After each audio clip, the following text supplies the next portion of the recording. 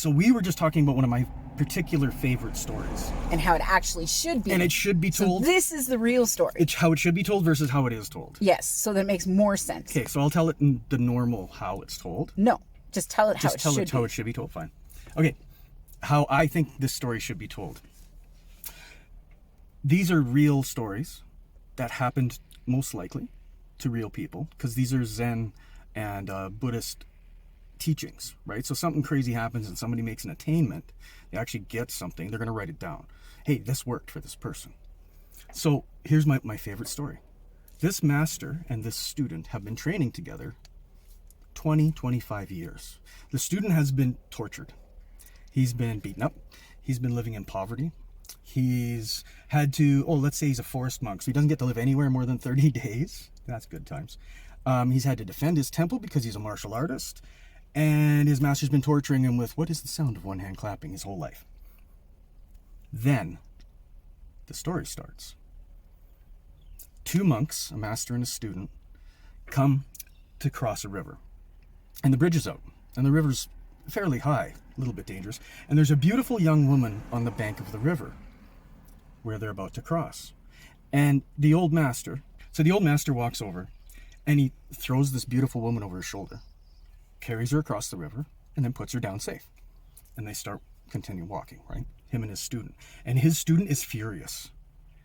Like steam coming out of this guy's ears, because monks are not allowed to touch women at all. Like when I've been around monks and when I was training with them and stuff, it was literally like women had to hand me things so I could give it to them, or they had to have a cloth, like a monk had to have a cloth in his hand so that the woman could give him a gift or something.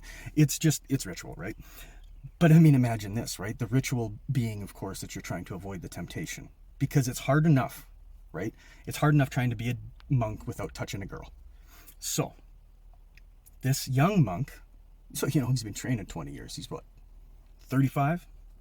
This young, frustrated, angry man is fuming because his master broke one of the most basic vows. And he's so angry, and finally he gets it. And he's like, Master, how could you do that? And I have to tell the abbot at the temple, like, I can't believe you broke one of our most basic vows. I don't know what's the matter with you. And the master turns and looks at him. The girl at the river? Of course. Well, I put her down back at the river. How come you're still carrying her? And that's supposed to be the moment the student attained enlightenment. That's not always told either. It's the last story in the student's training. Okay? So 25 years of this. And finally, this one lesson from his teacher, which, I mean, it's obvious, right? From our point of view, it's a kind of obvious lesson. But what it did for that student was it actually let him release all of his attachments, is what they're saying. He really understood emptiness at that moment. He understood there is not the self-origination. Anyway, different doctrines of Buddhism will make a lot more sense suddenly if you understand what's going on. The problem with the damn stories is they only say, two monks cross a river, one carries the girl, other one's mad, other one turns and looks at him, how come you're still carrying her? I put her down a while ago. And then you're left with this like, what does that mean? What does that even mean? They don't understand that there's a 25-year preamble to all of those Goans. So that student, that was their moment of enlightenment. And because it was their moment of enlightenment, they wrote it down. And every time they could get shit through somebody's head, they'd write it down. Okay, so for all of us who don't necessarily, haven't had the 25 years, we're like first day and watching these two monks have this interchange.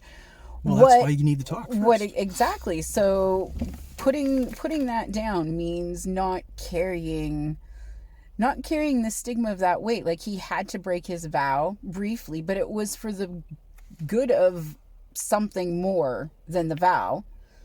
And it didn't violate it because it was for good by helping her. Mm-hmm. But he didn't properly explain it to the monk. Well, the monk should have known by then because it was 25 years in. Yes. That's why the preamble's important. That's right. If you've never talked about this kind of stuff, the lesson, of course, is let go of attachments. Okay? The old man could pick up the young woman because he wasn't attached to her.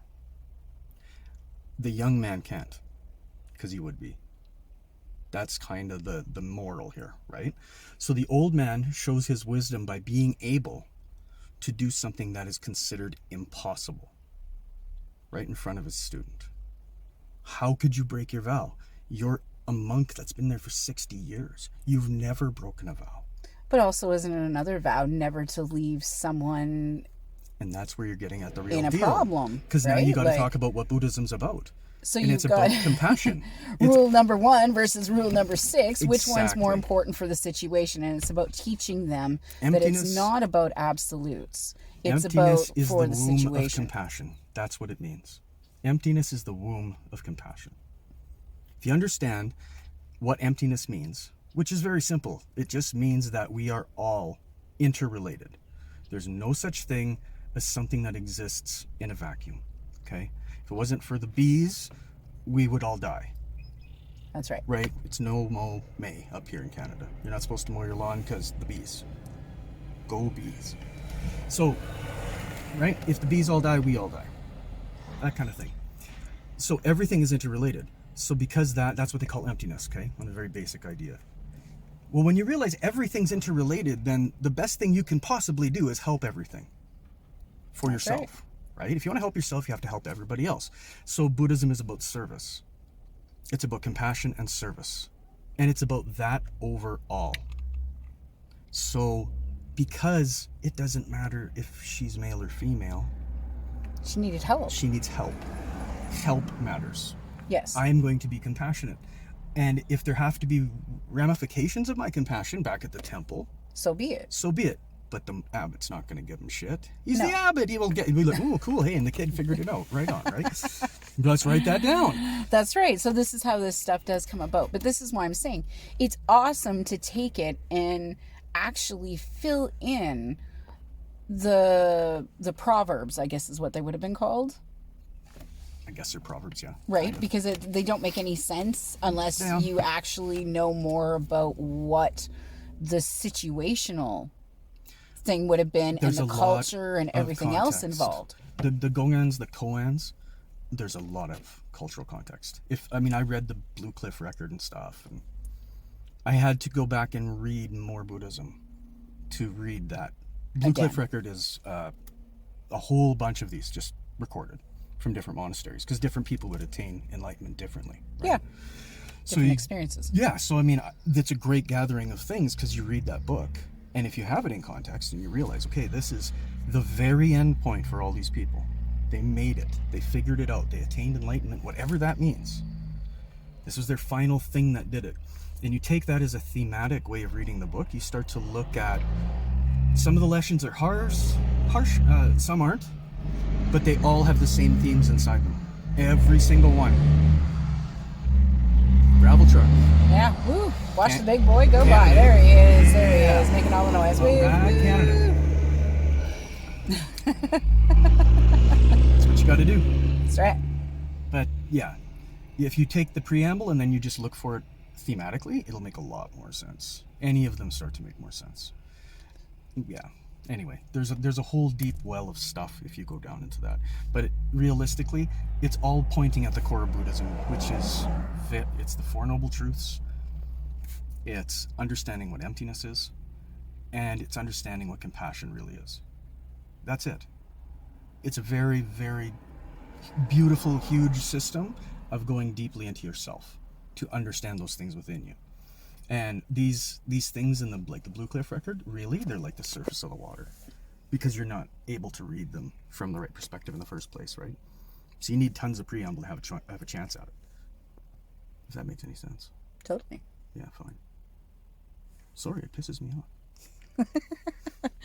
No, it just means that it should be revamped for the new age. Yes. Because we understand things differently than how certain speech would have been delivered at a different era. So I think it's an awesome idea that you should just tell us the story from 2022 perspective and be like, it's kind of like drunken history, but without the drunken. Unless you want it. As far as you know.